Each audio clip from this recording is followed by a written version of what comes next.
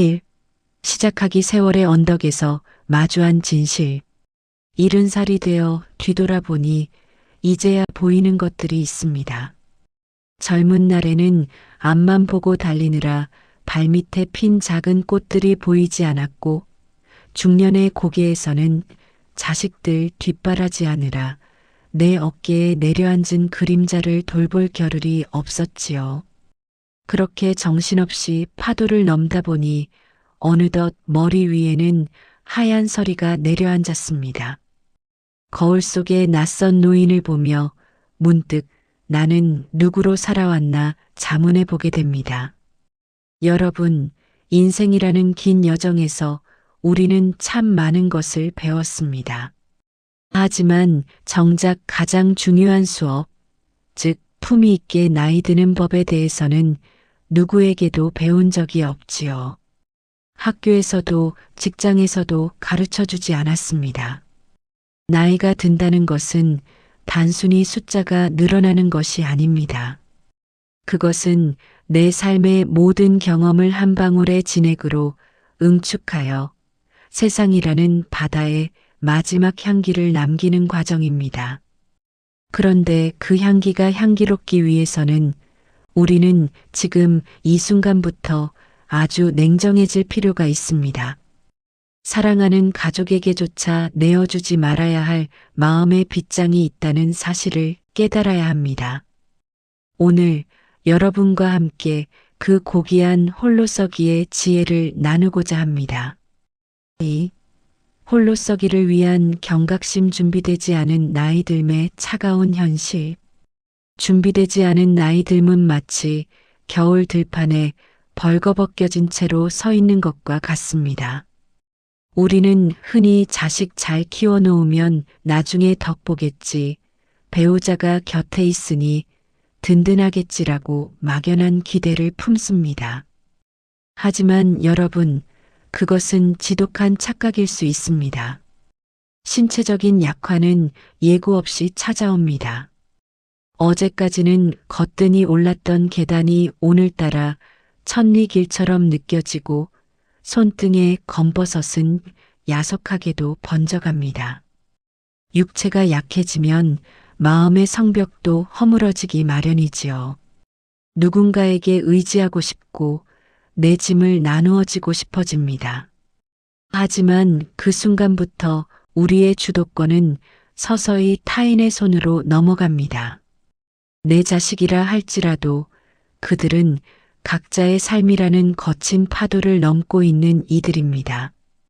부모의 늙음을 측은하게 여길 수는 있어도 부모의 인생 전체를 온전히 책임질 수는 없습니다. 만약 우리가 준비 없이 자식의 등 뒤로 숨으려 한다면 그것은 자식에게는 무거운 짐이 되고 나에게는 비참한 고립의 시작이 됩니다. 정서적인 고립은 더 무섭습니다. 주변의 지인들이 하나둘 떠나가고 사회적 지위라는 명함이 사라진 뒤에 남는 것은 벌거벗은 나뿐입니다. 이때 스스로를 지탱할 힘이 없다면 우리는 끊임없이 타인의 안부 전화 한 통에 일희일비하게 됩니다. 전화기만 바라보며 하루를 보내는 노년은 얼마나 쓸쓸합니까?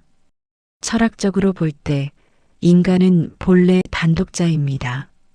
올 때 혼자 왔듯 갈 때도 혼자 가는 법이지요. 이 고독의 진리를 외면하고 누군가에게 기댄다면 우리는 결국 그 사람의 표정 하나에 인생의 날씨가 결정되는 노예가 되고 맙니다. 내 삶의 운전대를 자식이나 배우자에게 넘기지 마십시오. 품격이란 내 발로 서서 내 창밖의 노을을 스스로 감상할 수 있는 힘에서 나옵니다. 3. 핵심 지혜 3가지 노후의 품격을 결정짓는 자립의 기둥. 그렇다면 구체적으로 우리는 무엇을 준비해야 할까요? 지금 당장 마음의 창고에 채워야 할 3가지 보물을 말씀드리겠습니다.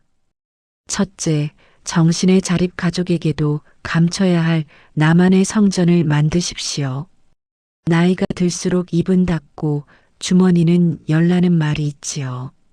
저는 여기에 하나를 더하고 싶습니다. 마음의 방 하나는 반드시 자물쇠를 채워두라는 것입니다.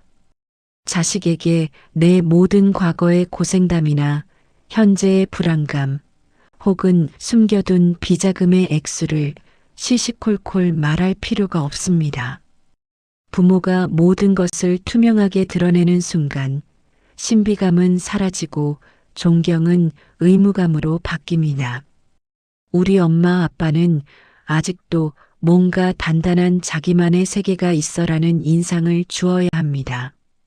독서든 서예든 혹은 이름 없는 들꽃의 이름을 외우는 일이든 상관없습니다.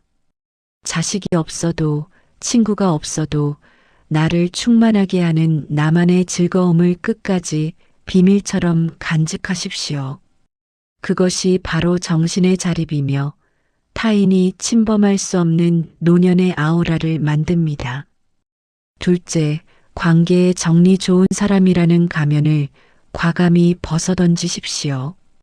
60대 이후의 관계는 양보다 질입니다.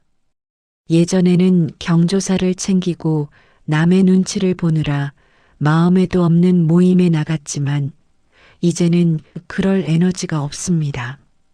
내 에너지를 뺏어가는 사람, 만나고 나면 허탈감이 드는 사람, 과거의 영광만 늘어놓는 사람들과는 조용히 거리를 두십시오.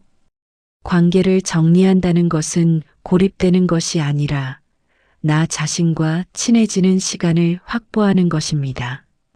숲의 나무들이 서로 적당한 거리를 두어야 햇빛을 고루받아 울창해지듯 인간관계도 적당한 거리가 있을 때 비로소 아름답습니다. 자식과의 관계도 마찬가지입니다. 자식의 인생은 자식의 것, 내 인생은 내 것이라는 선을 분명히 그으십시오. 그 선이 부모와 자식 모두를 자유롭게 하고 역설적으로 더 깊은 사랑을 가능하게 합니다. 셋째, 몸의 근력 자립의 물리적 기초는 허벅지에서 나옵니다. 품격은 정신에서 나오지만 그 정신을 담는 그릇은 육체입니다. 하체의 근력이 무너지면 외출이 줄어들고 외출이 줄어들면 사회적 관계가 단절되며 결국 우울의 늪에 빠지게 됩니다.